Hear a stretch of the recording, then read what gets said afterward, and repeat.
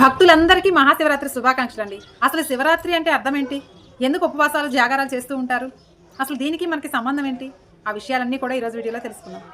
ప్రతి సంవత్సరం శివరాత్రి వస్తుంది కదా, పూజలు చేస్తాం, ఉపవాసం చేస్తాం, జాగారం చేస్తాం. ఎందుకు చేస్తామో మీలో ఎంతమందికి తెలుసు? మీకు తెలియకుండా చేస్తే అది భక్తి ఆచారం అంటారేమో, కానీ తెలుసుకొని చేస్తే మీ భక్తి ఒక శాసనం అవుతుంది. శివరాత్రి అనేది ఒక ఆచారం కాదండి, ఒక సిస్టమ్. ఈరోజు శివరాత్రికి మన శరీరానికి సంబంధం ఏంటో తెలుసుకుందామా?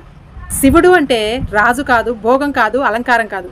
శివుడు అంటే నియంత్రణ, నిశ్శబ్దం, స్వీయ అవగాహన. శివరాత్రి అంటే శివుడు కళ్యాణం అంటారు, లేదా శివ తాండవం అంటారు. కథలు ఎన్ని చెప్పినా సరే మెసేజ్ ఒకటే: అహంకారం కోలాలి, కంట్రోల్ రావాలి, తపస్సు చేయాలి.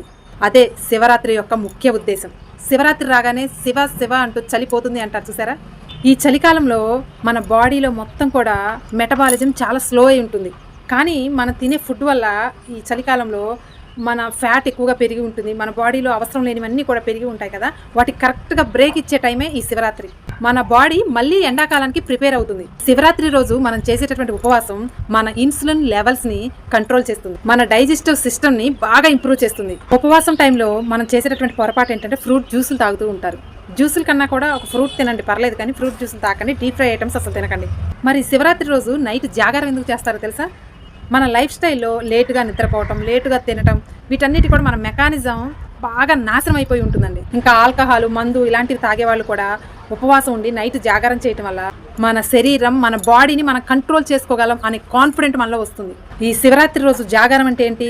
నిటారుగా కూర్చొని శ్వాస మీద ధ్యాస పెడుతూ ఆ శివుణ్ణి స్మరిస్తూ ఉంటాం. ఒక విధంగా చెప్పాలంటే మెడిటేషన్ అంటే స్వీయ పరిశీలన, మనల్ని మనం పరిశీలించుకోవటం అనమాట. మన శ్వాస మీద ధ్యాస పెడుతూ ఉంటాం. దీనివల్ల మన శ్వాస కంట్రోల్లోకి వస్తుంది, మన హార్ట్ బీట్ కంట్రోల్లోకి వస్తుంది. శివరాత్రి అంటే ఒక మూఢనమ్మకం కాదండి, శరీరానికి ఒక విరామం, ఒక నియంత్రణ, జీవన శైలిని రీసెట్ చేస్తుంది.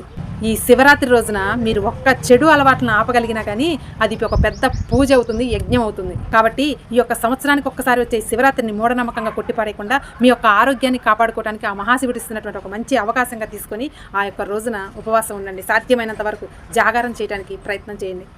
ఇప్పటిదాకా నేను చెప్పిన దాంట్లో మీకు ఎంతవరకు కరెక్ట్ అనిపించిందో కామెంట్ సెక్షన్లో ఓం నమః శివాయ కామెంట్ చేయండి. హర హర మహాదేవ శంభో శంకర.